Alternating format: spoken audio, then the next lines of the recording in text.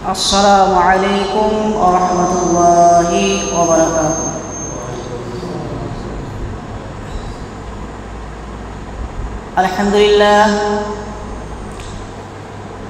الحمد لله وحده والصلاة والسلام على من لا نبي بعد أما بعد. أعوذ بالله من الشيطان الرجيم. بسم الله الرحمن الرحيم. اقرأ باسم ربك الذي خلق. أعوذ بالله من الشيطان الرجيم. إنما يخشى الله من عباده العلماء. أعوذ بالله من الشيطان الرجيم. وما يستوي الأعمى والبصير ولا الظلمات على النور ولا الظل ولا الحرور. عن أنس رضي الله عنه قال قال رسول الله صلى الله عليه وسلم طلب العلم فريضة على كل مسلم. সমস্ত প্রশংসা গুণগান সে মহান আল্লাহ রাব্বুল আলামিনের জন্য, যে আল্লাহ রাব্বুল আলামিনের অশেষ দয়াতে আমরা এই পুরাতন খানাবাড়ি জামে মসজিদে এশার সালাত আদায়ের পর কোরআন ও হাদিসের আলোকে কিছু শ্রবণ করার জন্য আমরা উপস্থিত হয়েছি। সেই মহান আল্লাহ রাব্বুল আলামিন যিনি আমাদেরকে সুস্থ শরীরে উপস্থিত করিয়ে নিয়েছেন, সেই মহান আল্লাহ রাব্বুল আলামিনের আমরা প্রশংসা করি। অন্তরের অন্তরস্থল থেকে আমরা পাঠ করি আলহামদুলিল্লাহ। আল্লাহ রাব্বুল আলামিনের অতি সংক্ষিপ্ত প্রশংসার পর ধর্মের গুরু, ধর্মের নেতা আহমদ মুস্তাফা জনাব মুহাম্মদুর রাসূলুল্লাহ আমরা পাঠ করি সাল্লাল্লাহু আলাইহি ওয়াসাল্লাম।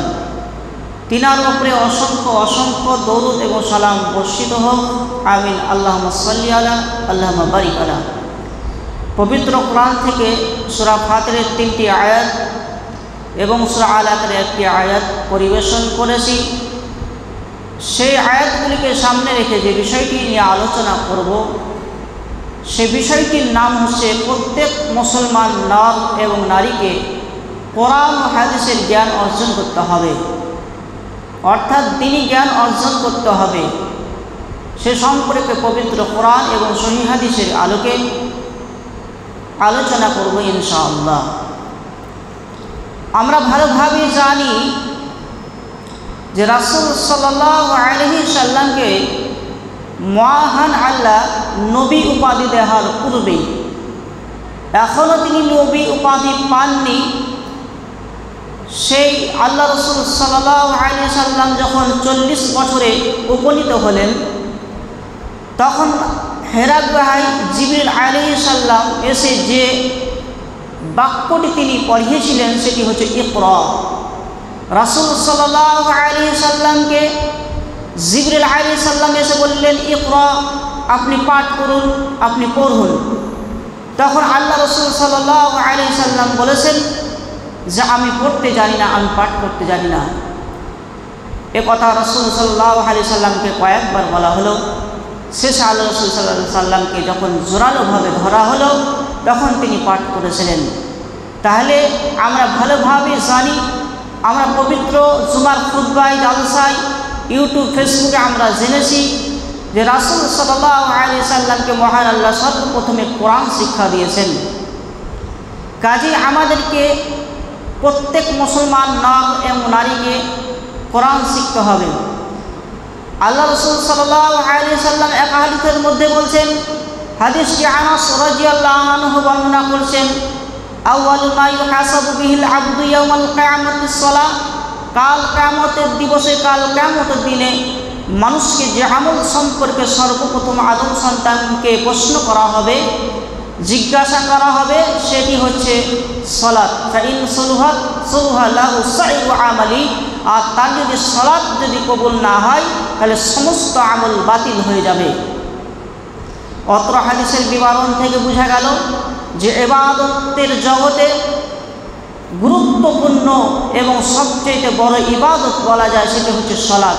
সালাত যদি কেউ আদায় না করে তাহলে সমস্ত আমলগুলি বরবাদ হয়ে যাবে, ধ্বংস হয়ে যাবে। এরপর রাসূল সাল্লাল্লাহু আলাইহি সাল্লামকে সর্বপ্রথমে সালাত সম্পর্কে, সালাত কিভাবে আদায় করতে হবে, সালাতের ফরজ কী কী, সালাতের সুন্নাত কী কী, এটা রাসূল সাল্লাল্লাহু আলাইহি সাল্লামকে বলা হলো না বা জানানো হলো না।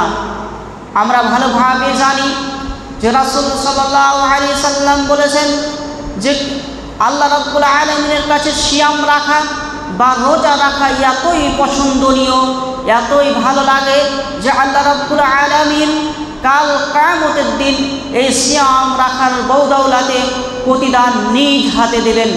এরপর রাসূল সাল্লাল্লাহু আলাইহি সাল্লামকে সর্বপ্রথমে সিয়াম রাখার ব্যাপারে বলা হলো না। আমরা ভালোভাবে জানি যে যাকাত মানুষ যদি না দেয় তাহলে জাহান্নামে যেতে হবে এবং সেই যাকাতের পয়সাগুলি, অর্থাৎ যারা টাকা জমা করে রেখেছে সেই টাকাগুলি সাপে পরিণত হয়ে তাকে দংশন করবে, অর্থাৎ সেই টাকার কারণে, টাকা দেয়নি এই কারণেই তাকে জাহান্নামে যেতে হবে। তারপরেও রাসূল সাল্লাল্লাহু আলাইহি সাল্লামকে সর্বপ্রথমে যাকাতের ব্যাপারে বলা হলো না। তাহলে যে ব্যাপারে বলা হলো সেটা হচ্ছে শিক্ষা, অর্থাৎ আপনাকে কোরআন শিখতে হবে, কোরআনের ব্যাখ্যা শিখতে হবে, কোরআনের তাফসীর শিখতে হবে। এরপর যেটা শিখতে হবে সেটা হচ্ছে হাদিস। তাহলে রাসূল সাল্লাল্লাহু আলাইহি সাল্লামকে সর্বপ্রথমে ইকরা শব্দটি বলা হয়েছিল, আপনি পড়ুন, আপনি পড়তে শিখুন, আপনি পাঠ করতে শিখুন। তাই আমাদের প্রত্যেক মুসলমান নর এবং নারীকে কোরআন শিক্ষা করতে হবে সর্বপ্রথমে। এরপর হাদিস শিখতে হবে, হাদিসের অনুবাদগুলি পড়তে হবে, বোঝার চেষ্টা করতে হবে। তাহলে প্রথমত যেটা করতে হবে সেটা হচ্ছে কোরআন আবৃত্তি করা, কোরআন তেলাওয়াত করা শিখতে হবে, কোরআন পাঠ করা শিখতে হবে, কোরআনের অর্থগুলি, ভাষাগুলি বোঝার চেষ্টা করতে হবে। এমর্মে আনাস রাদিয়াল্লাহু আনহু থেকে বর্ণিত তিনি বলেন, রাসূল সাল্লাল্লাহু আলাইহি সাল্লাম বলেছেন, তালাবুল ইলমি ফারিজাতান আলা কুল্লি মুসলিমিন। আল্লাহ রাসূল সাল্লাল্লাহু আলাইহি সাল্লাম বলেছেন, প্রত্যেক মুসলমান নর এবং নারীর জন্য কোরআন ও হাদিসের জ্ঞান অর্জন করা, দ্বীনি জ্ঞান অর্জন করা ফরজ। এখানে রাসূল সাল্লাল্লাহু আলাইহি সাল্লাম বললেন না যারা ধনসম্পদশালী, যারা কোটিপতি তারাই শুধু ইলম অর্জন করবে, কোরআন হাদিসের জ্ঞান অর্জন করবে, এ কথা রাসূল সাল্লাল্লাহু আলাইহি সাল্লাম বললেন না। এখানে রাসূল সাল্লাল্লাহু আলাইহি সাল্লাম বললেন না যারা অসহায়, যারা ইয়াতীম, যারা গরিব তারাই শুধু কোরআন হাদিসের জ্ঞান অর্জন করবে, এ কথা কিন্তু রাসূল সাল্লাল্লাহু আলাইহি সাল্লাম বললেন না। এখানে রাসূল সাল্লাল্লাহু আলাইহি সাল্লাম বললেন না যাদের ছেলেমেয়েরা কথা শোনে না, যাদের ছেলেমেয়েরা চঞ্চলা তারাই শুধু মাদ্রাসায় গিয়ে কোরআন এবং হাদিস শিখবে, এ কথা কিন্তু রাসূল সাল্লাল্লাহু আলাইহি সাল্লাম বললেন না।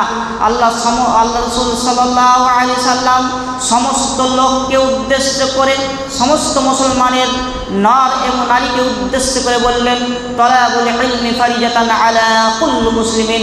প্রত্যেক মুসলমান নর এবং নারীর জন্য দ্বীনি জ্ঞান অর্জন করা, কোরআন ও হাদিসের জ্ঞান অর্জন করা ফরজ। শুধু তাই নয়, এই হাদিসের একটি লক্ষণীয় বিষয় রয়েছে। রাসূল সাল্লাল্লাহু আলাইহি সাল্লাম এই হাদিসের মধ্যে বলেছেন, ফারিজাতুন শব্দ ব্যবহার করেছেন, অর্থাৎ প্রত্যেক মুসলমান নর এবং নারীর জন্য কোরআন হাদিসের জ্ঞান অর্জন করা ফরজ। কিন্তু দুনিয়াতে অনেক কাজ রয়েছে, দুনিয়াতে অনেক শিক্ষা রয়েছে, সেই শিক্ষার ব্যাপারে কোনো হাদিস পাবেন না। রাসূল সাল্লাল্লাহু আলাইহি সাল্লাম কোনো হাদিসের মধ্যে ফারিজাতুন শব্দ ব্যবহার করেননি। আজকে অনেক স্মৃতি সম্পন্ন ছেলে এবং মেয়েরা ডাক্তারি লাইনে পড়াশোনা করছে, সেই শিক্ষাটা দুনিয়ার জন্য জরুরি হতে পারে কিন্তু সেটি ফরজ নয়। আজকে অনেক ছেলেমেয়েরা ইঞ্জিনিয়ার লাইনে পড়াশোনা করছে, সেই পড়াশোনাটা দুনিয়ার জন্য জরুরি হতে পারে কিন্তু সেই শিক্ষাটা কিন্তু ফরজ নয়। এখানে এই আয়াত হাদিসের মধ্যে এটা লক্ষণীয় বিষয় যে রাসূল সাল্লাল্লাহু আলাইহি সাল্লাম দুনিয়াতে অনেক কাজ রয়েছে, সেই কাজের সম্পর্কে ফারিজাতুন শব্দ ব্যবহার করেননি, কিন্তু দ্বীনি জ্ঞান অর্জনের ব্যাপারে রাসূল সাল্লাল্লাহু আলাইহি ওয়াসাল্লাম ফারিজাতুন শব্দ ব্যবহার করেছেন। শুধু তাই নয়, ওসমান রাদিয়াল্লাহু আনহু থেকে বর্ণিত, তিনি বলেন রাসূল সাল্লাল্লাহু আলাইহি ওয়াসাল্লাম বলেছেন, খায়রুকুম তাআল্লামাল কুরআন ওয়া আল্লামা। আল্লাহ রাসূল সাল্লাল্লাহু আলাইহি ওয়াসাল্লাম বলেছেন, তোমাদের মধ্যে উত্তম ব্যক্তি হলো ওই ব্যক্তি, তোমাদের মধ্যে সর্বোত্তম ব্যক্তি হলো ওই ব্যক্তি যে ব্যক্তি কোরআন শিক্ষা অর্জন করলো, কোরআন শিখলো এবং অন্যকে শিখালো, সেই ব্যক্তি হলো সর্বোত্তম ব্যক্তি।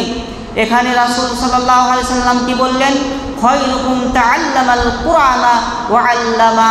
তোমাদের মধ্যে ওই ব্যক্তি হলো সর্বোত্তম ব্যক্তি যে ব্যক্তি কোরআন শিখলো এবং অন্যকে শিখালো, অর্থাৎ ছাত্র হয়ে কোরআন শিখলো এবং অন্যকে শিক্ষক হয়ে শিখালো।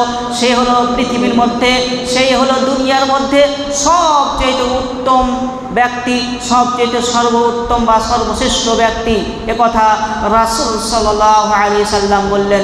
হাদিসটি ওসমান রাদিয়াল্লাহু আনহু বর্ণনা করেছেন। এখানে তো রাসূল সাল্লাল্লাহু আলাইহি সাল্লাম বলতে পারতেন, তোমাদের মধ্যে ওই ব্যক্তি সর্বোত্তম ব্যক্তি যে ব্যক্তি বাংলা পড়া শিখলো এবং অন্যকে শিখালো, সেই ব্যক্তি হলো সর্বোত্তম ব্যক্তি। এখানে তো রাসূল সাল্লাল্লাহু আলাইহি সাল্লাম বলতে পারতেন, তোমাদের মধ্যে ওই ব্যক্তি হলো সর্বোত্তম ব্যক্তি যে ব্যক্তি ইংরেজি পড়া শিখলো এবং অন্যকে শিখালো। রাসূল সাল্লাল্লাহু আলাইহি সাল্লাম তো বলতে পারতেন, তোমাদের মধ্যে ওই ব্যক্তি হলো সর্বোত্তম ব্যক্তি যে ব্যক্তি হচ্ছে হিন্দি পড়া শিখলো এবং অন্যকে শেখালো। রাসূল সাল্লাল্লাহু আলাইহি সাল্লাম তো বলতে পারতেন, তোমাদের মধ্যে ওই ব্যক্তি সর্বোত্তম ব্যক্তি যে ব্যক্তি হচ্ছে নিজে উর্দু শিখলো এবং অন্যকে শেখালো। কিন্তু রাসূল সাল্লাল্লাহু আলাইহি সাল্লাম এইগুলির মধ্যে একটি বললেন না। রাসূল সাল্লাল্লাহু আলাইহি সাল্লাম সেটি যে বিষয়টি বললেন সেটি হচ্ছে যে আল্লামাল কুরআন, অর্থাৎ আল্লাহ রাসূল সাল্লাল্লাহু আলাইহি সাল্লাম বলছেন, খায়রুকুম তাআল্লামাল কুরআনা ওয়া আল্লামা। তোমাদের মধ্যে ওই ব্যক্তি সর্বোত্তম ব্যক্তি যে ব্যক্তি নিজে কোরআন পড়া শিখলো এবং অন্যকে শিখালো। অত্র হাদিস থেকেও স্পষ্ট হলো যে কোরআনের যে মর্যাদা, কোরআনের যে দাম কত, আমরা এই হাদিস থেকে স্পষ্টভাবে বুঝতে পারলাম। শুধু তাই নয়, আবু হুরায়রা রাদিয়াল্লাহু আনহু থেকে বর্ণিত, তিনি বলেন রাসূল সাল্লাল্লাহু আলাইহি সাল্লাম বলেছেন, পৃথিবী অভিশপ্ত এবং পৃথিবীতে যা কিছু রয়েছে সবই অভিশপ্ত। আবু হুরায়রা রাদিয়াল্লাহু আনহু থেকে বর্ণিত, তিনি বলেন রাসূল সাল্লাল্লাহু আলাইহি সাল্লাম বলেছেন, পৃথিবী অভিশপ্ত এবং পৃথিবীতে যা কিছু রয়েছে সবই অভিশপ্ত, তবে আল্লাহর কিতাব, আল্লাহর জিকির অভিশপ্ত নয় এবং যে ব্যক্তি আল্লাহর জিকির করে সে অভিশপ্ত নয়। এরপর রাসূল সাল্লাল্লাহু আলাইহি সাল্লাম বলেছেন, তালেবে ইলম, যারা কোরআন এবং হাদিসের জ্ঞান অর্জন করে তারা অভিশপ্ত নয়। এরপর রাসূল সাল্লাল্লাহু আলাইহি সাল্লাম বলেছেন, যারা আলেম, যারা কোরআন এবং হাদিসের জ্ঞান অর্জন করে আমল করে তারা অভিশপ্ত নয়। তাহলে এই হাদিস থেকে কি বুঝলেন? আল্লাহ রাসূল সাল্লাল্লাহু আলাইহি সাল্লাম কি বললেন? আল্লাহ রাসূল সাল্লাল্লাহু আলাইহি সাল্লাম বললেন, এই পৃথিবীটা অভিশপ্ত, পৃথিবীতে যা কিছু রয়েছে সবই অভিশপ্ত। একবার চিন্তা করুন, এই পৃথিবীতে কত কত নেয়ামত আল্লাহর রয়েছে, এই পৃথিবীতে কত কত আল্লাহর অনুগ্রহ রয়েছে।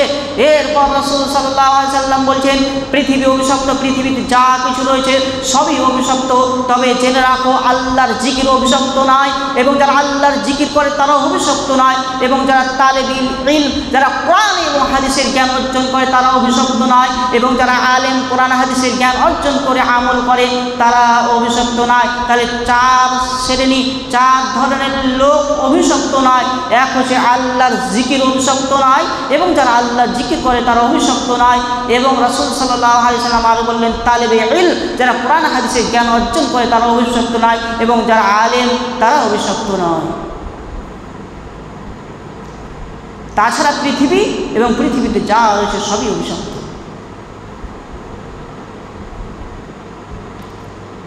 শুধু তাই নয়,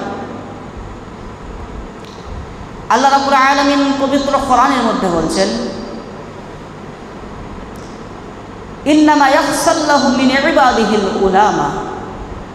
আল্লাহ রাব্বুল আলামিন বলছেন মহান আল্লাহকে মহান প্রতিপালককে তারাই বেশি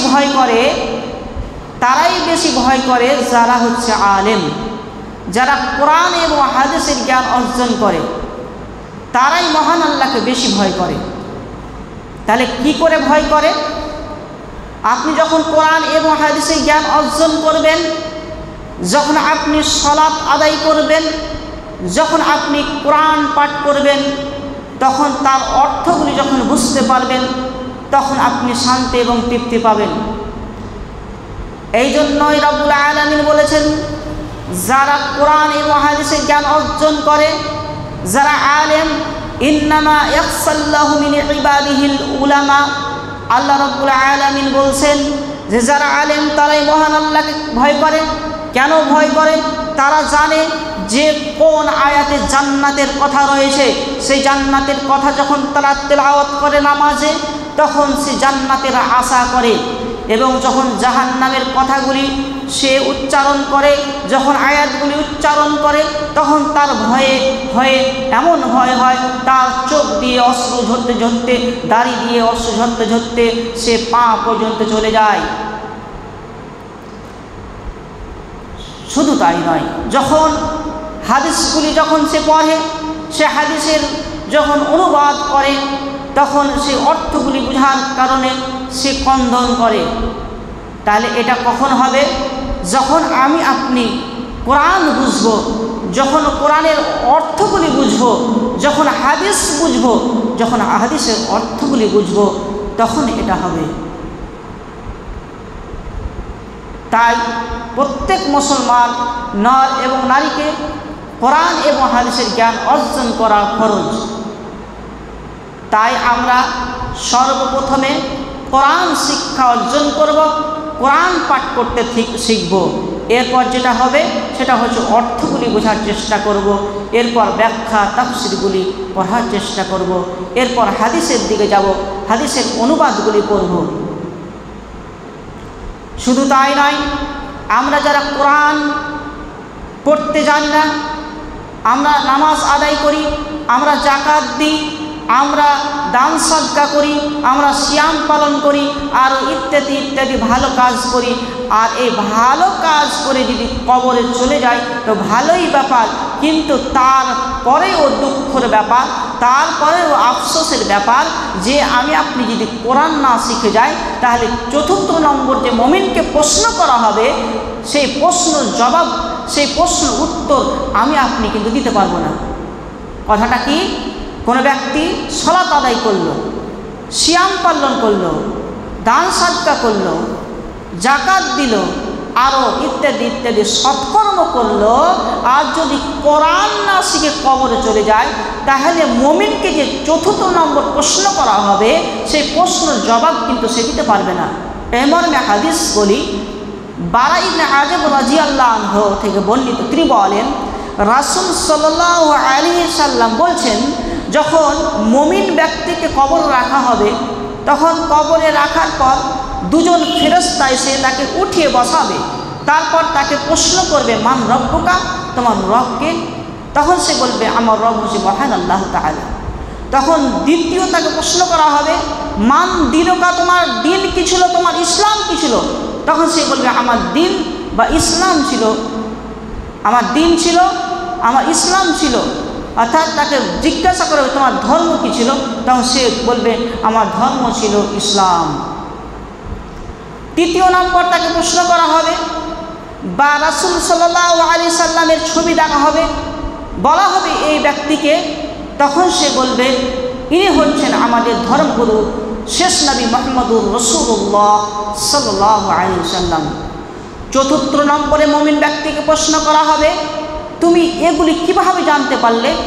তখন সে বলবে আমি আল্লাহর কিতাব পাঠ করেছি, তাকে সমর্থন করেছি এবং আমি তার প্রতি ঈমান আনয়ন করেছি, ঈমান এনেছি। তাহলে অত্র হাদিসের বিবরণ থেকে কি বুঝলেন?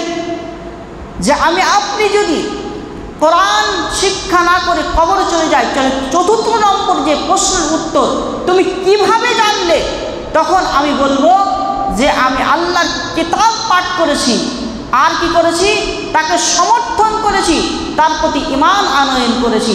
তাহলে আমি আপনি দান সাদকা করে, নামাজ আদায় করে, সিয়াম পালন করে, তারপর যাকাত দিয়ে আরও অন্যান্য ইবাদত করে যদি কবর চলে যায়, আর যদি কোরআন পাঠ না করে, আমি কোরআনের অর্থগুলি না বুঝে যদি আমি আপনি কবরে চলে যাই, তাহলে এই চতুর্থ নম্বর প্রশ্নের উত্তর আমি কি দিতে পারবো? কখনো দিতে পারবো না। আমি তো বলতে পারবো না যে আমি আল্লাহর কিতাব পড়েছি, আমি তো বলতে পারবো না তাকে সমর্থন করেছি, আমি তো বলতে পারবো না তার প্রতি ঈমান আনয়ন করেছি। তাই আজকে কোনো এলাকায়, কোনো দেশে, কোনো গ্রামে যখন আমাকে জিজ্ঞাসা করে যে তোমার নাম কি, তখন আমি বলি আব্দুল্লাহ বা আব্দুর রাজ্জাক বা ইত্যাদি ইত্যাদি মুসলমানের নামটা পরিচিতটা দিই। আমাকে জিজ্ঞাসা করে তুমি কোন ধর্মের, তখন আমি বলি আমি হচ্ছে মুসলমান জাতি, আমার জাতি হচ্ছে মুসলমান, আমি মুসলমান ধর্মের লোক।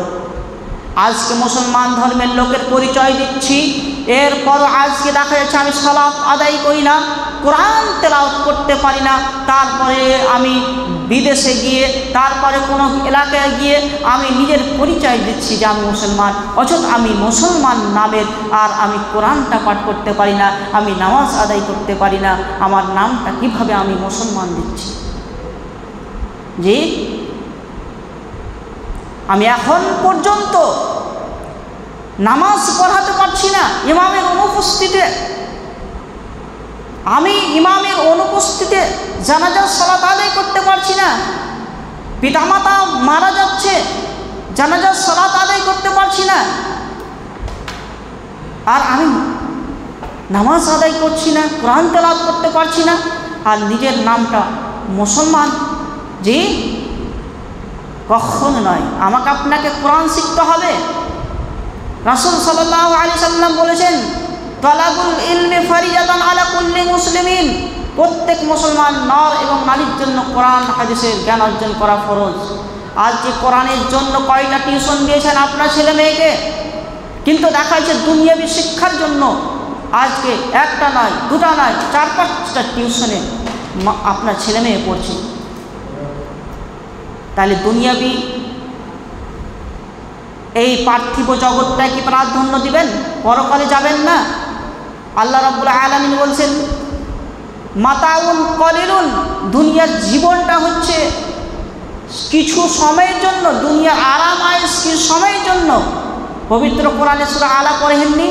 সেখানে আল্লাহ কি বলছেন, বাল তুহসিরুনাল হায়াতাদ দুনিয়া ওয়াল আখিরাহ, তোমরা এই দুনিয়াটাকে বেশি ভালোবাসছো, এই দুনিয়াকে বেশি মহব্বত করছো, অথচ এই দুনিয়ার চাইতে উত্তম ও চিরস্থায়ী জায়গা হলো আখিরাত। হ্যাঁ, এই দুনিয়াটা ক্ষণস্থায়ী, এই দুনিয়ার কোনো মূল্য নেই, এই দুনিয়ার কোনো মূল্য নেই। এমন একটা হাদিস আপনাদের নিকটে পেশ করি, জাবের রাদিয়াল্লাহু আনহু থেকে বর্ণিত। তিনি বলছেন রাসূল সাল্লাল্লাহু আলাইহি সাল্লাম একটি কান কাটা মৃত বকরির বাচ্চার নিকট দিয়ে অতিক্রম করছেন, আর সেই কান কাটা বাচ্চাটিকে সম্পর্কে সাহাবীদেরকে বলছেন, এই কান কাটা মৃত বকরির বাচ্চা তোমরা কি 1 দিরহামের বিনিময় নিতে পছন্দ করবে? তখন সাহাবীগণ বলছেন, হে আল্লাহর রাসূল সাল্লাল্লাহু আলাইহি সাল্লাম, 1 দিরহাম কেন, কোনো কিছুর বিনিময়ে এটা নিতে পছন্দ করব না, কেন এটা আমরা দাম দিই না, এটা আমাদের কাছে কোনো মূল্য নেই। তখন আল্লাহ রাসূল সাল্লাল্লাহু আলাইহি সাল্লাম বলছেন, শুনো, আল্লাহর কাছে এই বকরি, মৃত বকরির বাচ্চার চেয়েতেও, মৃত বকরির বাচ্চার চাইতেও আল্লাহর নিকটে এই দুনিয়া এবং এই দুনিয়ার সম্পদ অধিক নিকৃষ্ট। তাহলে হাদিস থেকে কি বুঝতে পারলেন? যে একটা মৃত বকরির দাম রয়েছে, কিন্তু এই দুনিয়ার কোনো দাম নেই, আমার আপনার কোনো দাম নেই। যতক্ষণ বেঁচে আছি ততক্ষণ, আপনি যতক্ষণ বেঁচে আছেন আল্লাহকে ভয় করেন, আল্লাহ রাব্বুল আলামিনের ইবাদত করেন, কোরআন হাদিস শিক্ষা করেন। হুযায়ফা রাদিয়াল্লাহু আনহু থেকে বর্ণিত, তিনি বলেন রাসূল সাল্লাল্লাহু আলাইহি সাল্লাম বলেছেন যে ইলমের মর্যাদা ইবাদতের মর্যাদার চেয়ে বেশি। কথাটা কি? কোনো মানুষ আল্লাহর ইবাদত অনেক করে কিন্তু শিক্ষা ছাড়াই করে, সেই ইবাদতটা আল্লাহ রাব্বুল আলামিনের কাছে গ্রহণযোগ্য নয়। কিন্তু কোনো মানুষ শিক্ষা করে ইবাদত করে, সেই ইবাদতটা যদি অল্প হয়, কম হয়, তারপরে আল্লাহর নিকটে সেটা গ্রহণযোগ্য। কেন? সেই ইবাদতটা আল্লাহ রাসূল সাল্লাল্লাহু আলাইহি সাল্লামের পদ্ধতি অনুযায়ী হচ্ছে। আর আমি আপনি অনেক ইবাদত করছি কিন্তু কোরআন হাদিস না বুঝেই করছি, তাহলে সেই ইবাদতটা কি আল্লাহর কাছে কোনো মূল্য নেই। এই জন্য রাসূল সাল্লাল্লাহু আলাইহি সাল্লাম বলছেন যে ইলমের মর্যাদার চাইতে ইবাদতের মর্যাদা, ইলমের মর্যাদার চাইতে ইবাদতের মর্যাদা, ইলমের মর্যাদার চাইতে ইবাদতের মর্যাদা অনেক কম। তাই আমাকে আপনাকে কোরআন এবং হাদিস সর্বপ্রথমে শেখা জরুরি, ফরজ। শুধু তাই নয়, পবিত্র কোরআনে আল্লাহ রাব্বুল আলামিন সূরা ফাতিরের মধ্যে বলছেন, আল্লাহ রাব্বুল আলামিন এখানে দৃষ্টান্ত দিচ্ছেন, উদাহরণ দিচ্ছেন।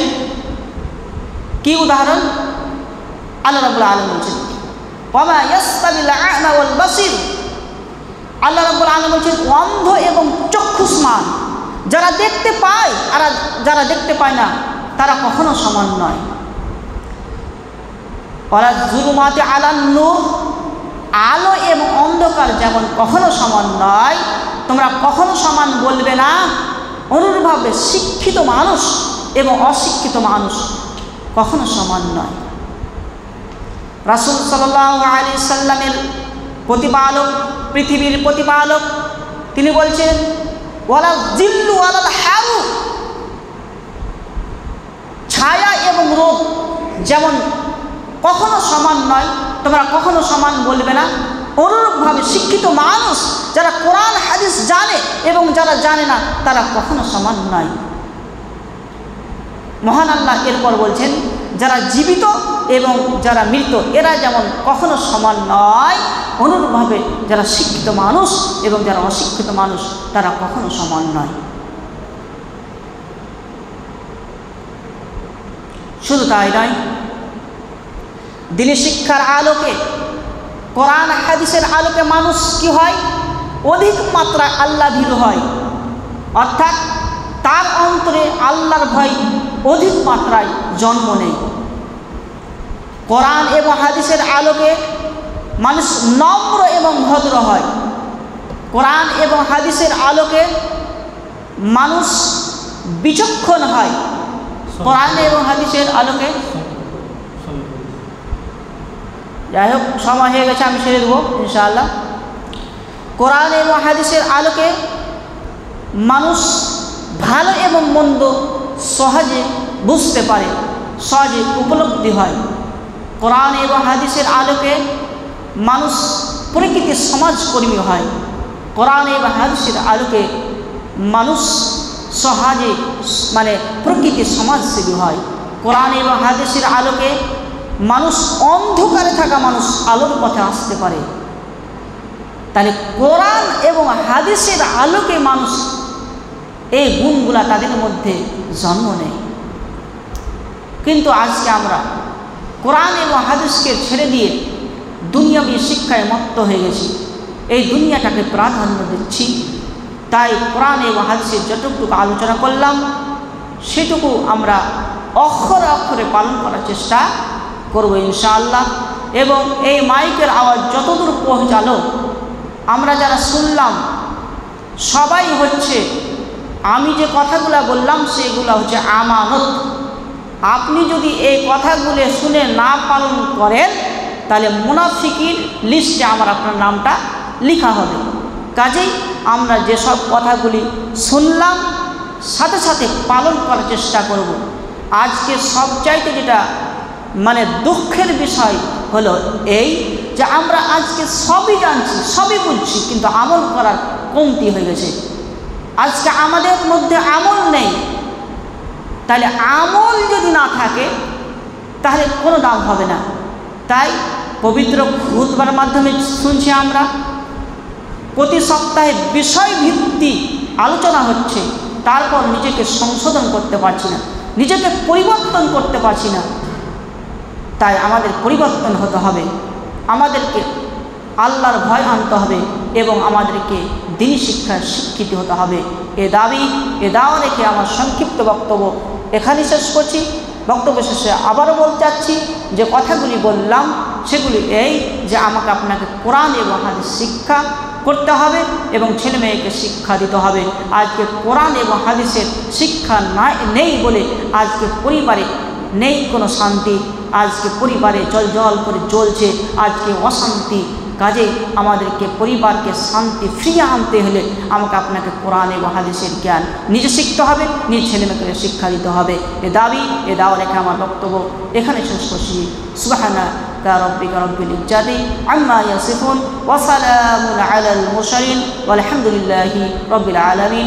আসসালামু আলাইকুম ওয়া রাহমাতুল্লাহি ওয়া বারাকাতুহু।